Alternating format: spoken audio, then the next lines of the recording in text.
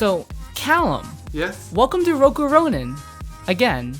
Oh, hi. It's terrible to be back, but I'm here anyway. I know, ain't it terrible? I bet you miss Anifix a lot. I do. I've missed it already. Don't worry. Glenn and Russ both suck. To be honest, they wouldn't let me talk about Pokemon. So yeah, you see, we offer creative freedom here in Roku Ronin. Which is why... It's probably a mistake. Which is why I'm going to ask you, Callum, what is your favorite Pokemon?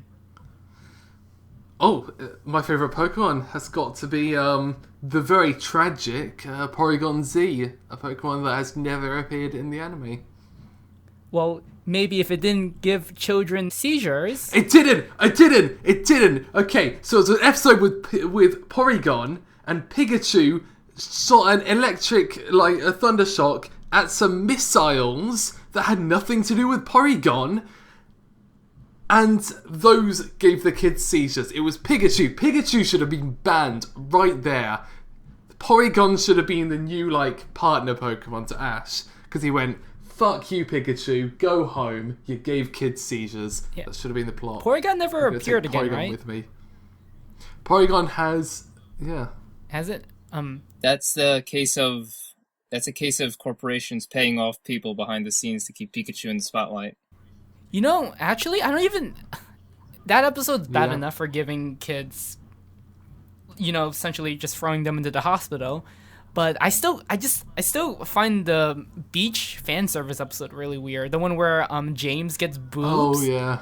They're detachable, but they're obviously not detachable. They had, like, another banned episode, an episode that was just banned in, the US, where there was, like, these people, like, pointing guns at Ash and his friends and all that. Oh, so they banned it because of the guns. However, that was the episode where Ash caught, like, 50 Tauros. And so, for the subsequent episodes... Ash just has 50 Tauros and it's never explained. Hey, he's a Pokemon master, or aiming to be one. He thought he was like, I'm going to catch them all, and so he just caught. He was going to catch all the Tauros. That was his true goal when he said, I'm going to catch them all.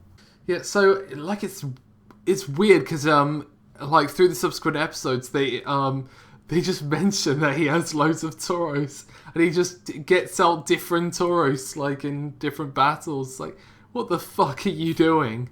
Hey, he's just that good. But anyways, Adam, what's your favorite Pokemon?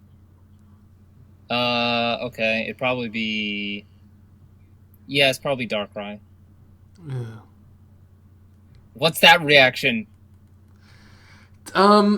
I cannot think of Darkrai without thinking of the Diamond Pearl finale, where the final, like, guy who won the league there just had a Darkrai that one-shotted fucking everything.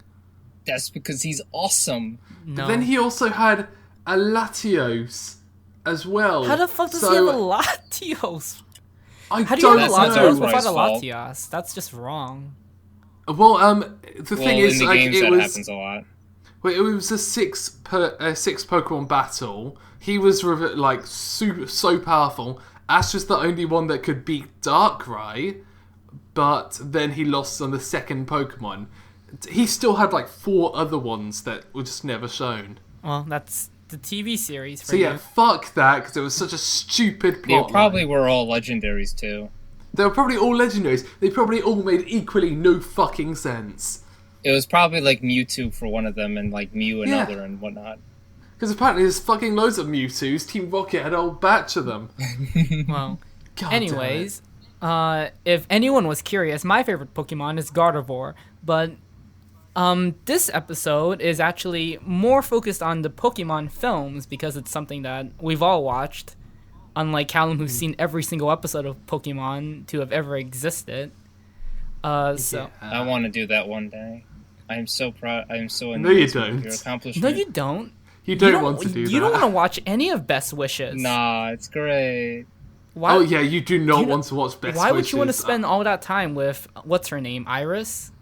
Because then I can say I've watched all of Yeah. Pokemon and my life will be complete. Just You're like not Callum going. said. It's not going to end. It's not going to complete your life. Watching Best Wishes just leaves a hole in your life. Where you go, oh. But how else will I become popular and get as many subscribers as Callum?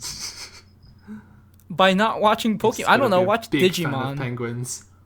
Yeah, I'm just already watch all of doing that. Digimon. That's so much easier. I'm already doing that. God. Good, you're on your way to becoming a Digimon master. Tamer. But Tamer, yeah. moving on to Pokemon films, I think we all agree that the best Pokemon film made so far is Pokemon Heroes, which is the 5th film, right? Yeah, although I do flip between that and Destiny Deoxys. Destiny 'Cause I Deoxys is really great. liked Destiny Deoxys. It's really good. I think it's Destiny Deoxys has more of a resolution than Heroes, but I think Heroes is just balanced a lot better, and Heroes is just more creative in a lot of the stuff it does.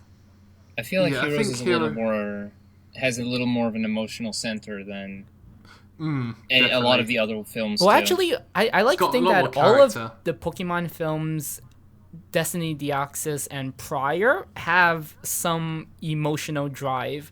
Or not even. Temple of the Sea has it too. Sure, but I'm saying like I feel like that one has the most sort of well done and balanced and most obvious evident one. No, definitely. I guess you could say. Although one very close, I would say, with in terms of the emotional aspect, would be one of my favorites, the third movie, which is Spill into the Unknown. Yeah, the third movie is pretty good. I think all of the old Pokemon films, or maybe that's just because the recent Pokemon films are generally all just bland.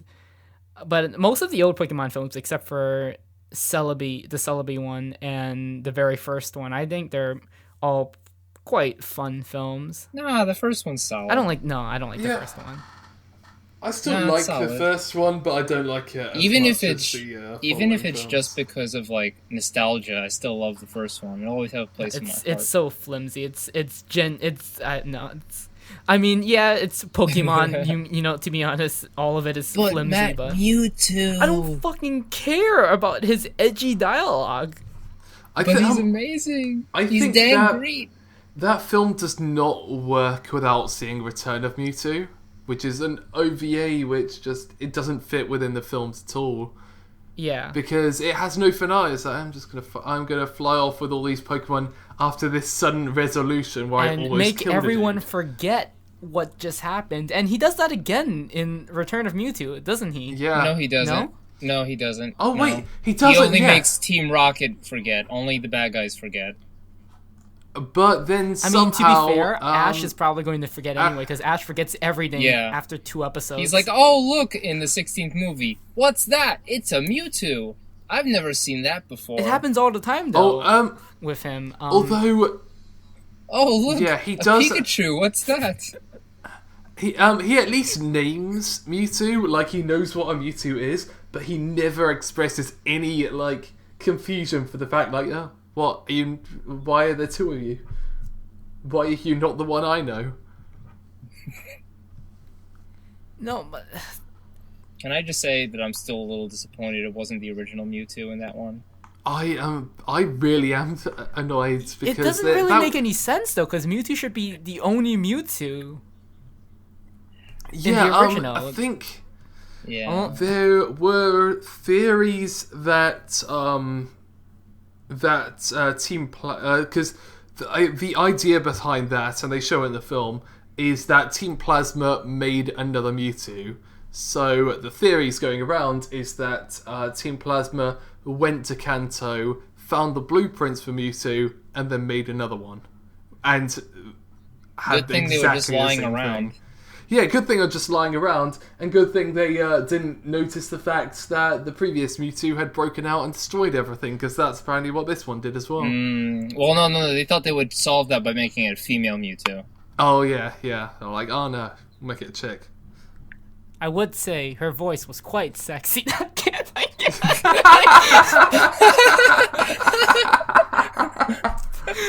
Fucking, don't ever quote me on that. No, that's the quote. Do you want to talk about this? Or? Quote of the episode. The voice of female Mewtwo. It's quite sexy, but now we know what the title's gonna be. It has to be something with that. Okay. This is going to be a controversial question, but what do you think is the most attractive Pokemon? Yeah, I'm not answering this question. Come on. We already know your answer, Matt. It's obviously Gardevoir. No, it's not. Mm-hmm. Gardevoir is my favorite Pokemon. That's it. Because Gardevoir is amazing. It's so powerful, and there's male Gardevoirs too, so they all look the same. No. Yeah, they tried so hard to make it so, like, the canonical idea of a male Gardevoir is just Gallade. That's the entire reason why that Pokemon exists. Well, you like Gallade more than Gardevoir anyway. I do like Gallade more than Gardevoir. I especially like Mega Gallade more than Mega Gardevoir. Gallade seems more like your kind of Pokemon anyway. It's cool. It's punchy punch. Anyways, back to Pokemon films. We were talking. You see, when you talk about Pokemon, there's just so much to talk about. You have freedom on Roku Ronin to talk about whatever you want, unless Matt cuts you off. Essentially, I am the true Führer of Roku Ronin right now. But yeah, Pokemon Heroes is, I think, the best one because it's also. I like to say that I always prefer a minimalist approach to things, and I think Heroes is Heroes isn't one of the most minimalist approaches in a Pokemon film, but it just works so well. Because its use of the city of Venice, or its replica of Venice, I think was perfect for that film too. It really heightens the atmosphere of the story between Latios and Latias.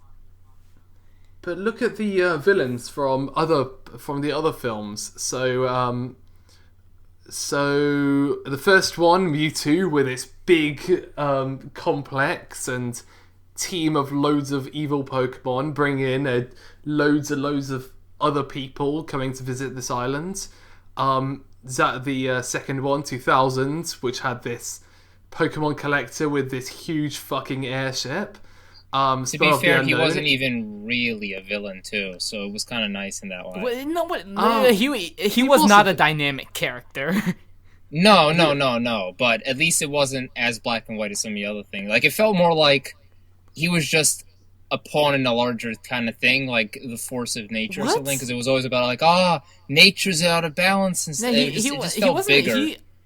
He was really just there to feel a conflict for the story. Yeah, but he didn't feel like the antagonist, is what I'm saying.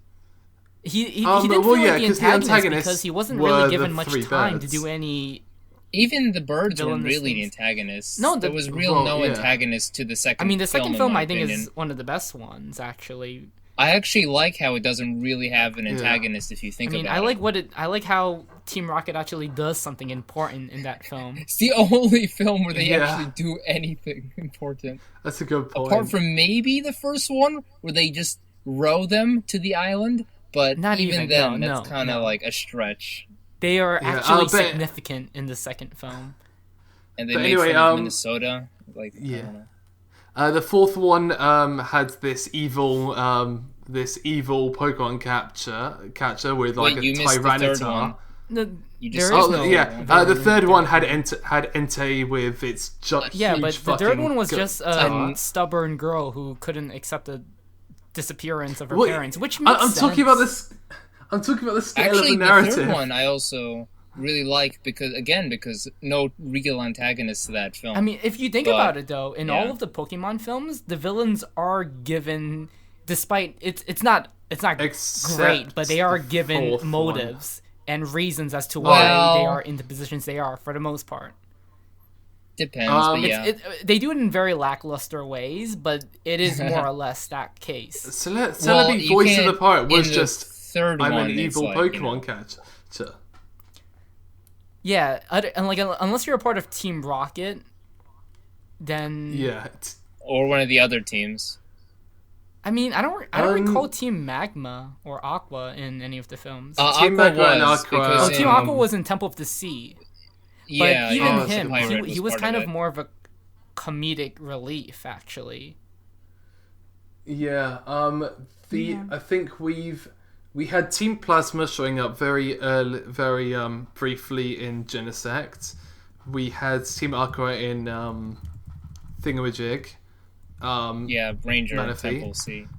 And Team Rocket in a few of them. But yeah, we never saw Team Galactic. And we never see Team Magma in the movies. Of course, we saw them Team in Plasma? the TV series. No, we hadn't seen Team Plasma. That's what I was saying. Oh, yeah. He said that we saw them very briefly in Genesect movie in the very beginning. Oh wait, no, yeah. Oh, sorry, no. Yeah, Team Plasma. No, we do see Team Plasma. Their logo is in was it Genesect? It was either Genesect I think so, or Mewtwo's that was flashback. the one where it might they be made both of them. the one Genesect was the one where they made the Mewtwo. So if it's true and Plasma made it, then that's Plasma. Yeah. But anyway, my point was that Magma did appear. Wait, Magma did appear. They appeared in the Jirachi movie. Oh shit! Oh yeah, you're right. when they were trying to make the Groudon. I don't think he was scientist approached actively them team... first. So I don't think he approached them. We saw flashbacks the whole team. Of Team Magma trying to do it, and there was a whole auditorium. Groudon. Jirachi, yeah, you're right. You know what's really weird? When I first saw Jirachi as a kid, I loved Jirachi. It was one of my favorites, but rewatching it, it didn't feel as strong. I was never that big of a fan of the Jirachi movie. I don't know. Because I remember always liking Heroes when I was a kid, and I still like Heroes. Yeah. But the point I was trying to make about Heroes is that the villains in Heroes are just two thieves. The story never but they are involves Team Rocket. anyone else. Oh yeah, Team Rocket exists as... were they Team Rocket? Yeah, they were Team Rocket. Yeah, they were. Oh yeah, you're right, yeah. But they went off the reservation. What? But yeah, that's it. It ends at just two thieves from Team Rocket, and the scale never goes up. There's no big dramatic thing to them. But I think that's the city one of the is never totally Heroes. in danger. Because I mean, despite them not having much to them, like in terms of that, their characters actually were at least like enjoyable, and like they had a little more to them in terms of character and personality than a lot of the other Pokemon villains. No, but I think that two best Pokemon films are quite opposite, because Heroes is one of the least ambitious films, but it's, I think, the best one. And Destiny Deoxys, I think, is the most ambitious Pokemon film. Because a lot happens in that film. I think that's the longest Pokemon film. And there are layers and layers of actual narratives in it. Because there's so much character going on, because it's got one of the largest casts, but it deals with them in some of the best ways. Because Destiny Deoxys is something you would normally find more in Digimon, I feel, than you would find in Pokemon. Oh, definitely. Yeah. Yeah, that's right. That's true. Especially with the whole computers thing and whatnot. And I also think that I just checked. Why... It's not actually longer than most of the other films. It's not? It's not. It just feels it because they do have so much going on. Yeah. Than the other films. That's probably why. Plus, it has some of the best legendaries, Rayquaza and Deoxys. Yeah, sure, whatever. It's not even that though. We're talking about we're talking about very academic stuff, Adam. You gotta join in. The one who brought up, hey, intelligent which Pokemon character would you fuck? God damn it! But Adam does have a point, not about the Pokemon fucking, but Rayquaza is genuinely a threatening Pokemon. It's this huge dragon that is constantly attacking the city. Like, I mean, if that you think is about a it, part of all the narrative Pokemons itself. are quite threatening to cities. Remember the Tentacruel episode? He leveled that entire city. It's like, imagine if Tentacruel came up to Miami and just wiped it out. It could do that. You would think they'd have better protection Loads of people against have Tentacruel. Pokemon attacks. That's the thing. Is it just me, or in that one Tentacruel episode, isn't Tentacruel much larger than what it normally is? It was a special Tentacruel. It was a different one. Okay. Because I don't remember. They're not supposed to be that big. Even like Ash's Charizard, that's actually bigger than a normal one is supposed to be. A normal one's supposed to be like 5'6". Yeah, but I don't know. You would probably think that there'd be some protection agency or whatnot against Pokemon in cities. There's I mean, episodes of the anime I guess we're expecting where, too much from Pokemon, but Pokemon Ranger. There's episodes of the anime where where there'll be towns and they'll say, we've been haunted for so very long by this one character. It's like, and within those 20 minutes, they just solve it. So yeah, nobody does anything until Ash Ketchum and his friends arrive. And the Pokemon are like, if it weren't for you meddling kids. Yeah. But yeah, I actually also think that my three favorite Pokemon films, which are Heroes, Destiny Deoxys, and 2000, I think those three are the best films because of their use of the setting. The setting plays a really important part in all of those three films. I mean, the setting actually plays a big part in several Pokemon films, but especially in those three, I don't know, I just feel like they're utilized really well. And they're really, really integrated in the story. I mean, if you think about Heroes, the city of Venice, in the end, how the water is being used to flood to essentially destroy the whole city, or in Destiny Deoxys, where the computer cubes, are also a threat to the city in the end. And in Destiny Deoxys' setting was, I think it had the best use of setting out of anything. Yeah.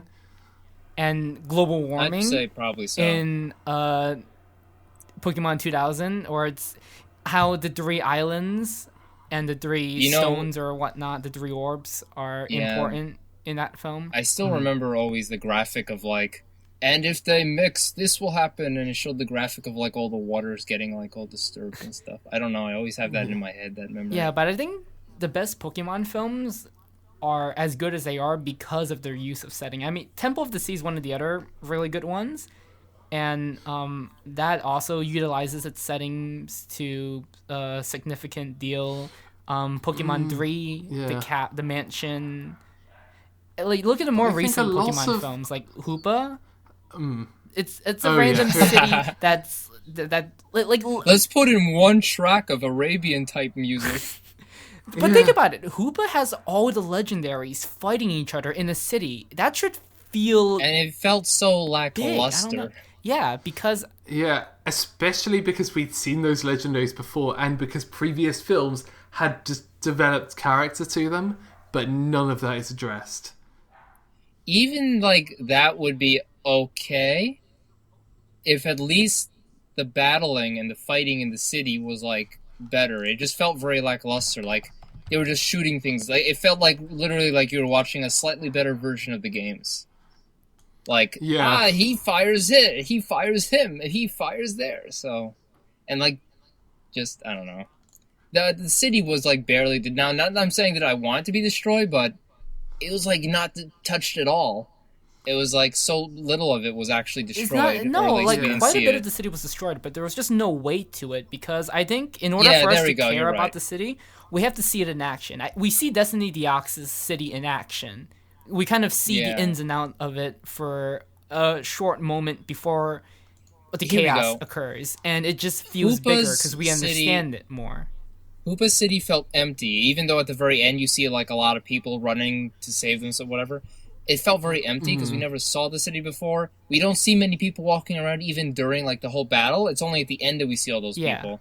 And because of that, it just feels like a set or a prop instead of an actual real location or setting. Yeah, it needs to spend like just 5 minutes just because that's what Destiny Deoxys did. It started off with them exploring the city.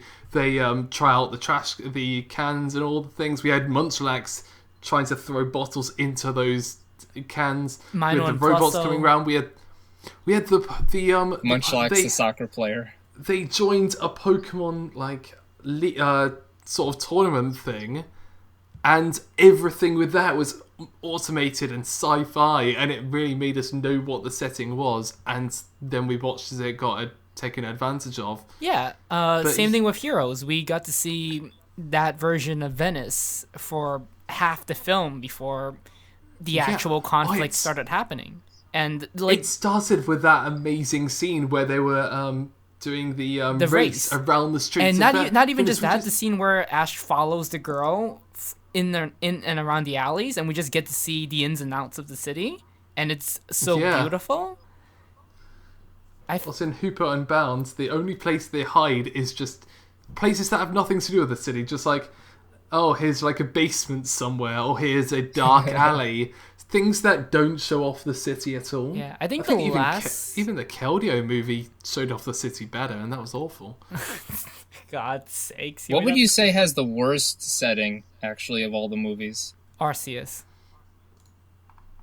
It is the most un-Pokemon setting out of all. It is. Well, I guess if you say that. Or not.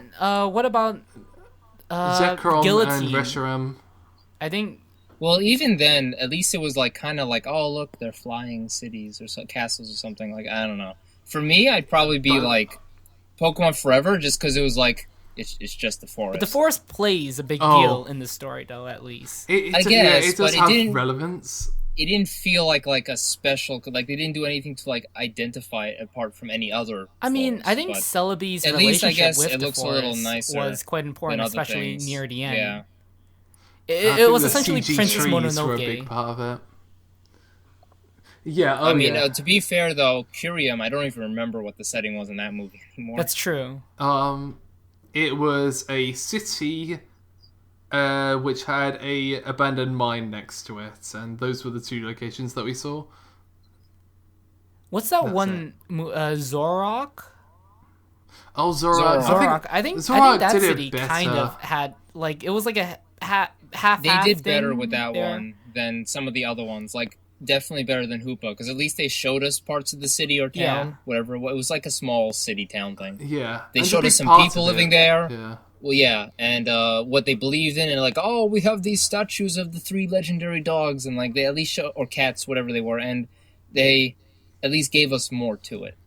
Yeah, and I love the whole idea is it's just a mayor trying to get re-elected. The city in Darkrai kind of has some setting to it, I think. I think the city in Darkrai I feel like it's probably the city with the least like personality to it, if that makes sense. Like it was a real setting, but it didn't have any kind of like special personality to it. No, I thought the city in Genesect, had a good opening. How they like the reimagined New York City, I was actually really disappointed with it. Oh, that's true. Yeah, that's true. I forgot about that. It had, I think it had moments though. It wasn't as good as many of the other depictions of cities, but it's not definitely not one of the worst. But I don't think it's one of the worst, because it had. I love those little moments with the builders repairing repairing just a bit of tarmac. It's like, yeah, it's New York. It's fucked already. I don't really remember that, but they had it just when things happened to the power, like when the lights switched off, they showed them as like, oh, we can't do it, and then I think one of them had like an Ampharos or something. It's like, oh, thanks Ampharos for lighting it up. You see, I don't remember any of that. Oh, you know what has a terrible setting that I don't even remember what it was? Cocoon of Destruction. That's because it was some random town. And then they just went into, like, the forest. The only thing I remember was that they flipped... Oh, and they went underground, the only thing I remember in Cocoon of Destruction was that instead of Ash, Pikachu becomes stone for a while, and someone turns into a tree. It was the legendary Xerneas turned into a tree. To be honest, Xerneas' design kind of makes sense with being a tree, but... It's kind of written into the game too, I think. Yeah, because we had no emotional investment. Why should they care that Xerneas is a tree now? Can I just say that, because also on the topic of Xerneas, and how when he, or she, because it was given a female voice in the dub, started talking, am I the only one getting tired of Legendaries always talking? Yeah, I am Adam, as well. how It's starting will with we know how the Entei, Pokemon are feeling inside if they don't talk? No, but visual storytelling, please. Adam, Yeah. tell, don't show. Mew never had a voice. I think Mew was a good portrayal of just playful character. I think And every They don't single... even need. Mew was They in don't Zoroark, technically- wasn't he? Yeah, no, that wasn't. You're thinking of Lucario.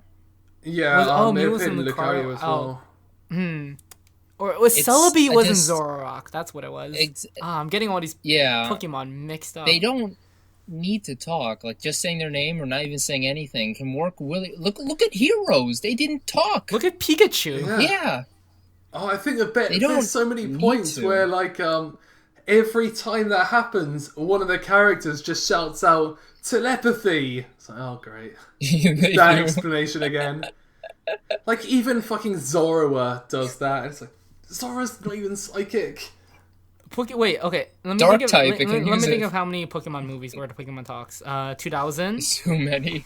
Okay, let's go from the very You're start. forgetting yeah. about the first one. The first Okay, one. First one, movie. Mewtwo talks. The second Yeah. one, Lugia talks. Which, by the way, robs Mewtwo of a part of why he was so special. But whatever. Does Mewtwo. Celebi? Oh, wait, Celebi yeah, doesn't no. talk, no.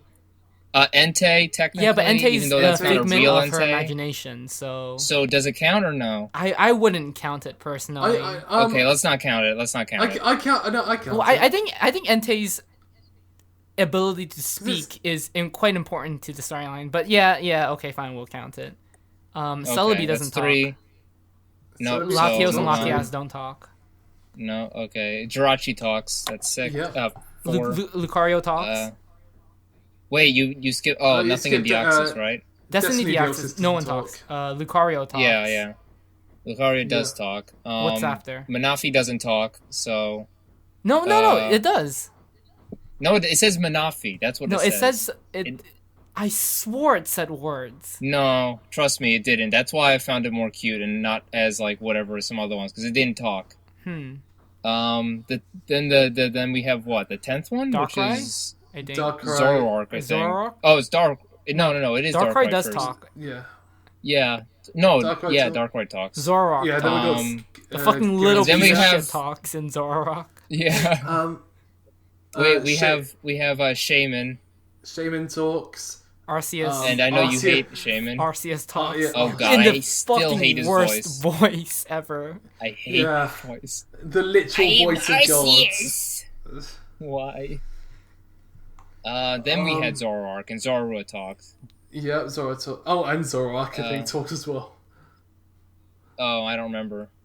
Then Giratina. what was next? No, we already did yeah. that. Victini. Victini talks. Victini Yes, talks. Victini, that terrible film. Then Genesect. everyone talks in the Kyurem one. Oh, fucking! I told and- you and when then we we watched had the Kyurem, Genesect I was one. saying Edward Elric. No one believed me. couldn't No one's like, believe that's it. not Vic Mignogna. It's like, no, I couldn't swear to be. God, It that's was. Edward Elric, and it was. Well, it's a Okay. good thing I don't care about him anymore. Um, Mewtwo Then we have the talks Genesect and one, And where, Mewtwo. where Genesect and Mewtwo talks, and then we have Cocoon, where Deontay does talk. Deontay talks, does talk, and yeah. then we have the Hooper. most recent one, Hoopa, where Hoopa Hooper talks. doesn't So shut that's up. that's like I lost. Okay, I'll count it again. I'll that's count 10, it right now. Oh, 11, 1, 12, 13, 14. That's 14. That's 14 films. oh, and I do want to point out the Volcanion talks as well in the next one.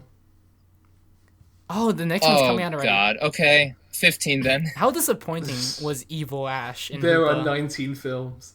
Don't remind me, Matt. Oh Don't. god. How long was Ash he evil was- for? He wasn't even evil, wasn't he?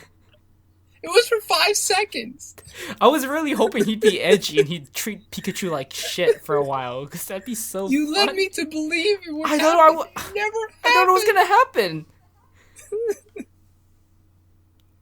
I still cry about that every I night. still don't think Hoopa's that bad, though. Out of all the recent I, ones, I would say Hoopa's one of the better ones. I just was so disappointed by Hoopa, but I mean, it's still not the bottom. I have 4 films below Hoopa for me. No, so. I can't I stand like- Arceus. Arceus is not Pokemon.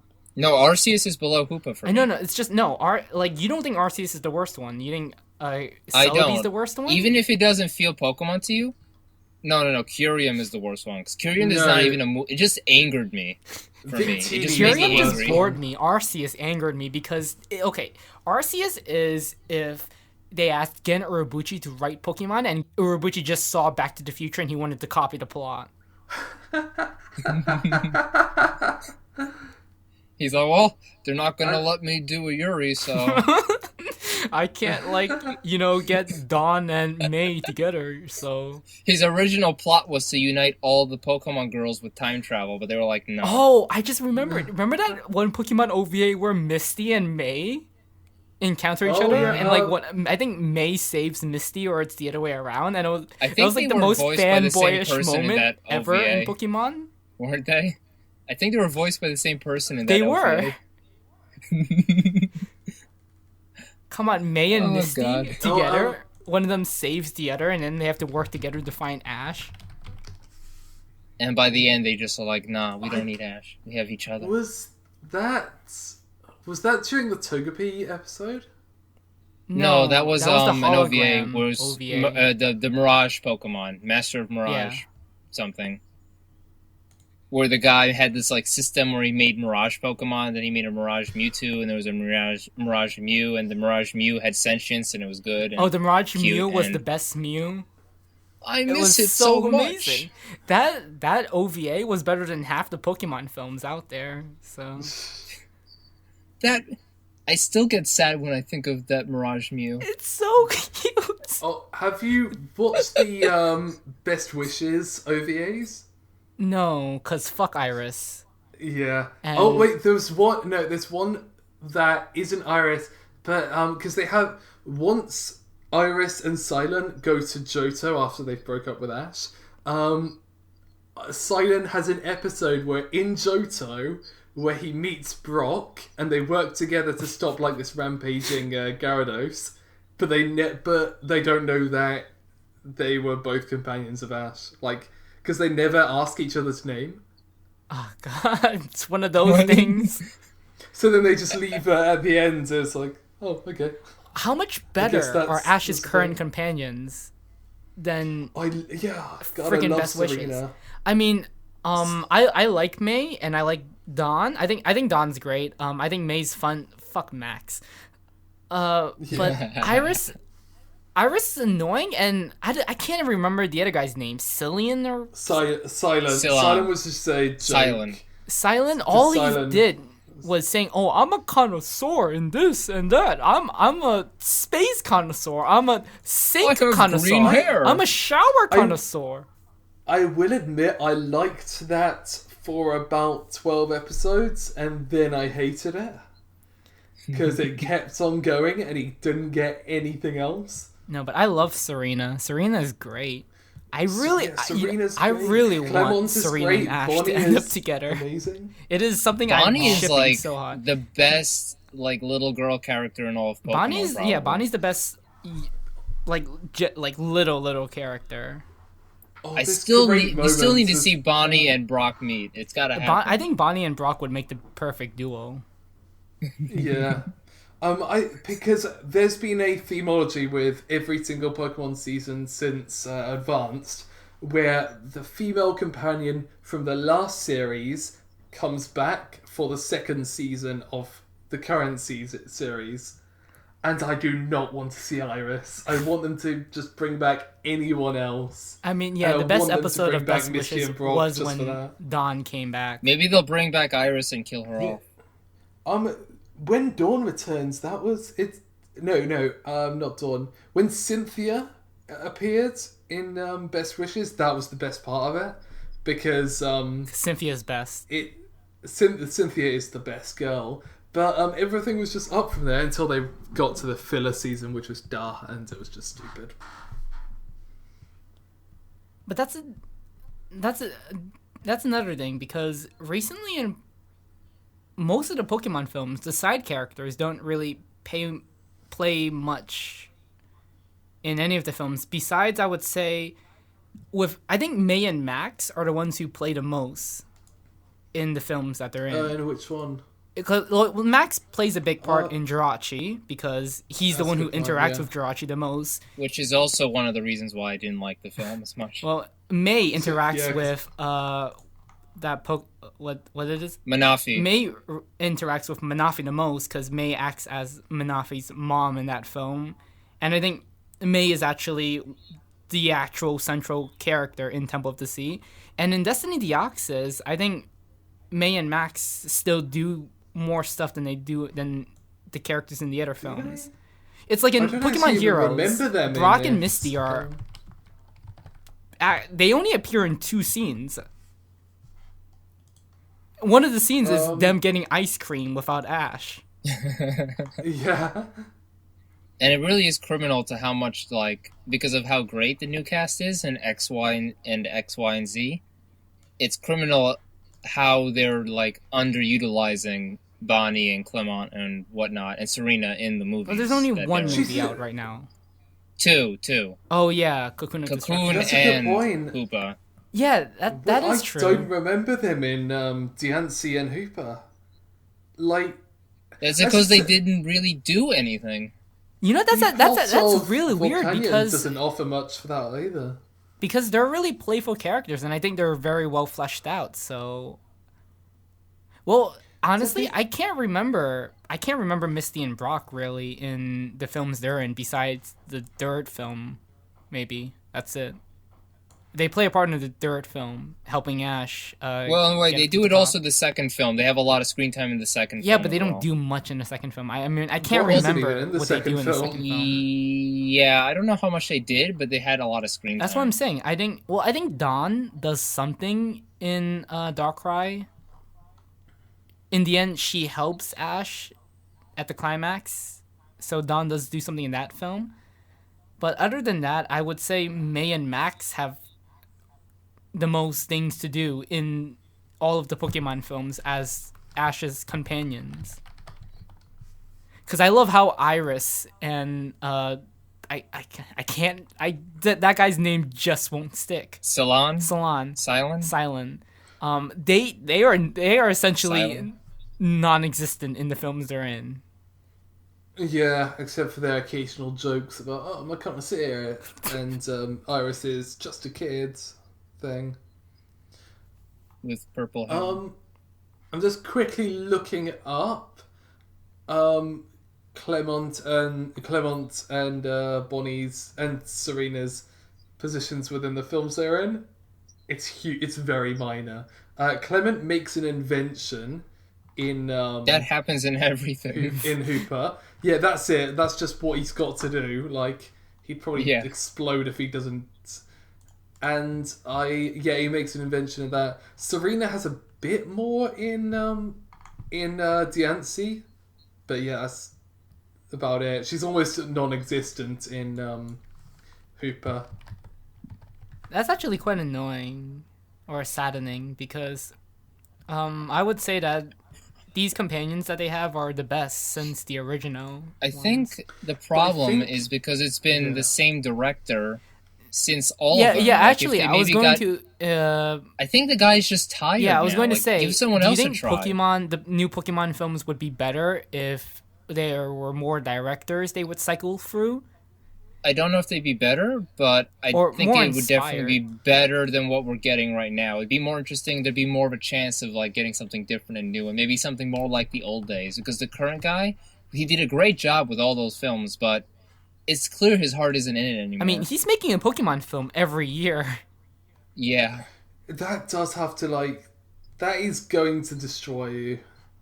I'm sure that would drain you, because that's what I'm thinking. I think if they began maybe cycling through more directors for Pokemon, for the Pokemon films, I think that we would get more inspired films today, because I don't think anyone would stay as enthusiastic as they were originally for 18 films and counting. Yeah. Yeah. The guy George Lucas couldn't even last for 6 films. The guy who directs the Pokemon films is the same. He's the chief director of the Pokemon series. So But I'd want someone who was more hands-on with the series to take over a film. Yeah, definitely. Someone who understands Pokemon more. But not even. I mean, I'm sure there are or even give other directors chances. I'm sure like, there's someone just have out them be like, there okay, who... here's the script, here's the basic things you gotta know. Now Yeah, I think do he something would unique with Because it. how better interesting in would it Oversight. be if... Well, I think another thing You is know what I want to see? I want to see Ikuhara do one. God. What, like the Pokemons would start having sex or something? I don't know about that, It's but Ikuhara. maybe he'd get all the girls to be in there, and then something would happen. I don't know. Stop. No, Stop. he would make a relationship between Brock and Bonnie happen. That's what he would do. Stop. Please don't. Matt, you'd finally get the thing you want. He'd do something with Gardevoir. What the fuck? No. Okay. That actually is. I guess you could say there is actually a 20th film, which is the Mega Evolution special, which is actually feature length if you put all the parts together. Technically, Black and White are 2 films. Oh, well, yeah. Oh, God, yeah. Even though we're not going to consider it that because it's not worth it. It's the exact same film, but they reanimated just some of the bits and re-recorded as, just say, Reshiram instead of Zekrom. But how funny would it be if they didn't even bother to re-record it, and he just says the same thing in both versions? I think that would have made the film special better. is a good example of how the films could be, because I strongly recommend you to watch the Mega Evolution special. It's animated by just one guy, and the story of it doesn't have Ash or anyone else in it, and it's just this cool little story about a guy who who's on a strive for power, and it ties in with X, Y, and Z. No, but do you know what's interesting about the director of all the Pokemon films? I'd say the first 10 films all feel significantly different, and they all have different voices, I think. The first 10 films. They're all... I actually do think the first 10 Pokemon films are quite stylistic in their own right. 10 including the Darkrai one, yeah. Though, right? Okay. Because I think definitely Pokemon Heroes, Destiny Deoxys, Pokemon 2000, Temple of the Sea, and the Dirt film all have strong moments of directing, but... I feel like after that, the only films that come close again are the Zoroark one and the Genesect one. Yeah, but I'm thinking that, is it because a lot of people like to say, oh, these directors are auteurs because they all resemble a single kind of voice and whatnot. But I think this director, who's making all the Pokemon films, originally at least, was able to encompass a ton of different kind of styles and make it... It's actually interesting to note that like he was doing stuff before Pokemon, of course. Yeah. But he hasn't done anything since he started on Pokemon. I mean, he's dedicated his He's pretty much got a monopoly to Pokemon. Pokemon. He's probably making like so much money from it. What did he do before, actually? He did the original Ushio Tora. I'm looking at this now. He did several episodes of some like Tekkaman specials, Star Blazers. Oh no, that was just in between animation. He storyboarded an episode of Sherlock Hound.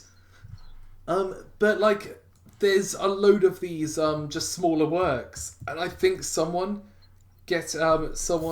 who's been directing all these loads of different things would get destroyed for doing, because he's been doing this for 15 years. No, more than 15 years. I mean, there's 18 films, a film each year. Whoa, wait. When did the show start? 1997. Then it's almost 20 years. years then.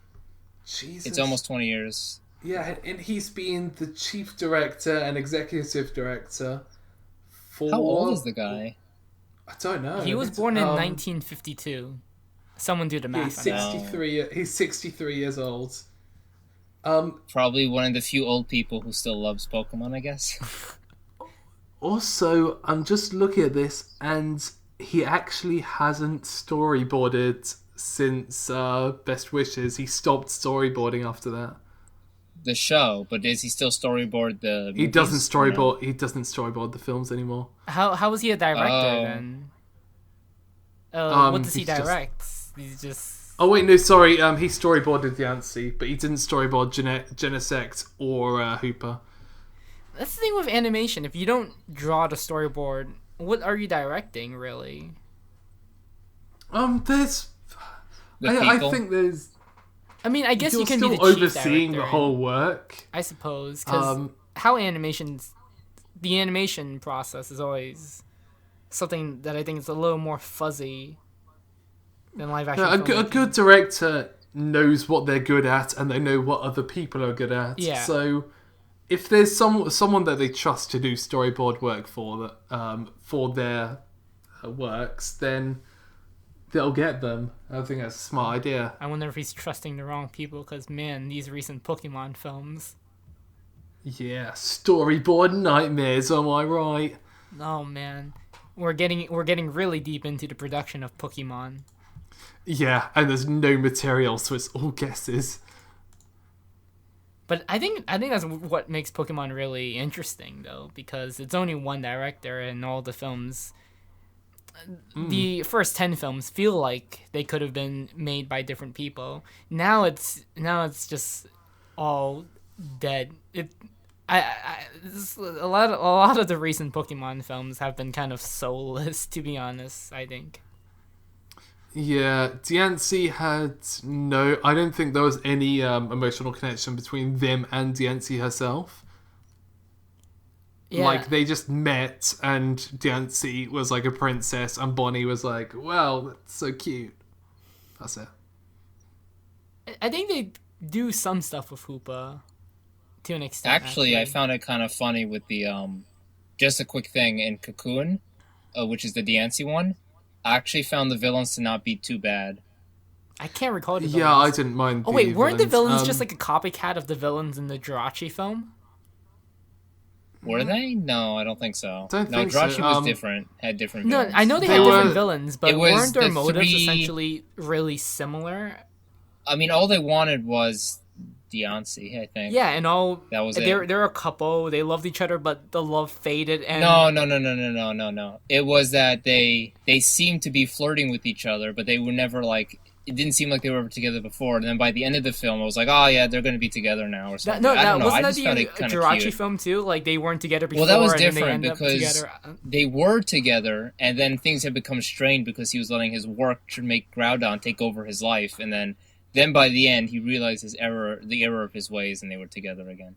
So it's a little different. Plus, that was more of a bigger part of the Jirachi movie than what I was saying was part of the Diancie one. But I actually found those guys to be kind of fun. I don't remember them. I didn't think actually they were bad. I remember nothing comical, in the Diancie film. They actually did a couple funny things I remember that I liked. So. I just remember something becoming a tree and Pikachu becoming stone for a while. Not to mention Team Rocket. Team Rocket too. I completely forgot. Being pushed in. No, almost everyone got turned to stone. I forget what Team Rocket does in every one of the films besides 2000. Get blasted off and whatnot. Yeah. See, that's my main issue with Team Rocket.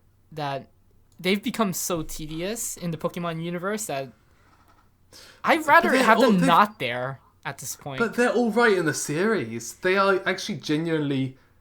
They are the main characters in the series, and they actually have some really cool moments in X, Y, and Z. They're doing more stuff, I guess, like they used to do. You need to watch further because they've just started an arc, which is it's kind of a background arc. It's occasionally like one episode about it, but it's Team Rocket versus Team Flare, which is cool because suddenly Team Rocket are the good guys, and when Team Rocket are the good guys, it's the best episodes. I mean, if you think about it, Team Rocket they were never genuinely bad guys. They've done a ton of good stuff. It's just they have this obsession with Pikachu. Yeah, I said it before, but I think I said it in a Anifix episode, which you should totally check out. But Team Rocket would be some of the nicest most generous characters if they didn't have any loyalty to Team Rocket. Like, if they were just Jesse James and Meowth on an adventure, they would be saving people. They'd be having should just fun make with that their into a Pokemon. spin. Yeah, actually, what if they did do that? They had a major arc where Team Rocket detaches themselves from the organization and have a spin-off of them doing what they want. And get them out of the main show finally, so that they can stop crowding and it like up, maybe and then they you have could their own end thing. what Pokemon is right now, like end Ash getting together with Serena. I just want them to end up with each other. It's funny that you mention Team Rocket detaching from Team Rocket, because there is an episode like that, and In X and Y? exactly in X and Y, and exactly what you expect to happen, what you just said does happen. They become really nice people. Well, you see, that's the thing, though, because the only reason why they're bad is because really want they're just Pikachu, required and to be by Team Rocket. So because they are because their backstories are so heavily tied to Team Rocket itself that they will do anything for Team Rocket. they just don't know better at this rate or stuff like that. Yeah. They were at the wrong place at the wrong time. They have no other life. I remember once, and I don't remember what season it was, or series I should say, but I remember once they go, I think, back to James's home, and they think about not going back to Team Rocket or something, but they don't know what they would do without it. That's in so they just go back to Team Rocket. Yeah. It's moments like that where because they have way more character than Ash does. Well, they're given a backstory. Ash is never given a backstory. That's because he's a kid. He doesn't have one. That's not. Yeah, he's got 9 years of growing up, and that's it. He's got 9 years of backstory is just staying all 10. the show. Isn't he officially 11 or 12 now? Yeah, or he something aged about a it? bit. So he can get together with anything. Serena. Please, guys, don't do this. He is officially age undisclosed right now. For the first time, he is aged undisclosed. Are you serious? Yeah, XY never mentions his age at all. They actually skip that part. Because every time they've done it, is they've opened a series with Ash, a 10-year-old from Pallet Town. They don't do that now. No, but I love how XY was the first time they didn't disclose it. I love how in the short before the third film, the one about Pikachu and Pichu. Oh yeah. Where Ash is Pichu celebrating brothers. their 1-year anniversary, and he's And still he got 10. Pikachu. He got Pikachu on his birthday. That was essentially his birthday party. But he didn't age. But no, Ash, yeah. you did it! You turned 10 again. Fucking best wishes, 10-year-old Ash Ketchum. It's like, no, we saw his fucking birthday. You can't screw us over this time. But it was best wishes. Who cares about that? Oh god. Nah, he made a wish to always be 10. That's Yep. because of that Pokemon. That's I the forgot its theory. name. Ho-oh. Jirachi? Ho-ho. Jirachi? What is wrong with you? Ho-ho. Well, Jirachi was a wish maker, so I No, thought. what? No, God, you don't know anything about Pokemon, Adam. I didn't know And you were we are referring to going the to first end episode. today's Roku Ronin on that note where Adam was God wrong damn once you. again. You want to fuck Gardevoir. That's not true, though. It is! You've said it before! No, wait, okay, I've never said that. What are you talking You about? have. You have. I have never Yeah, ever said I wanted to fuck any Pokemon. What? Yes, you have! No, I've said Cynthia was hot. I've definitely said You that. said Gardevoir was hot! What the You did. fuck? You also explicitly said during this podcast that you want to fuck Mewtwo. No. Callum, you want to fuck every single penguin out there. I do not. I want to respect them. But he is a penguin, it's okay. You're not a Pokemon man. Oh my god. Adam, just... No, don't... Adam, I could destroy you right now with certain knowledge. You don't want me to, so... Same here. It's just... Okay. We have mutually assured destruction right now. Well, today... And I'll run Roku Ronin from there. Today I've been RCAnime. With me has been Callum from the Canipa Effect, Yo. who might join us again. We'll see. Oh. You can't leave If Roku Ronin. if Once you're in I Roku must. Ronin, you can't leave it. That's one of the parts of the contract. I'm sorry, I forgot to tell you about The that. contract that you never signed because we took your signature and did it for I know. you. I just drew a penguin, to be honest. I assume that was your That's signature. yeah. That's my signature. Damn. Well, what penguin? I drew an emperor penguin. Oh no, I don't like emperor penguins. You don't what? No, he They're the wants best Peggy. penguins. Oh god, whatever. Stop. And also God, such a Adehm penguin from normie. Vadarth. So, anyways, Adehm, if you could fuck a Pokemon character, not an actual Pokemon, if you could fuck a Pokemon human character, who would it be? Let me think a second. Okay, it would have to be. Can I make it a tie, or I have to choose Fine, make one it a tie. person? No, I'm gonna choose one person. It'll be Brock.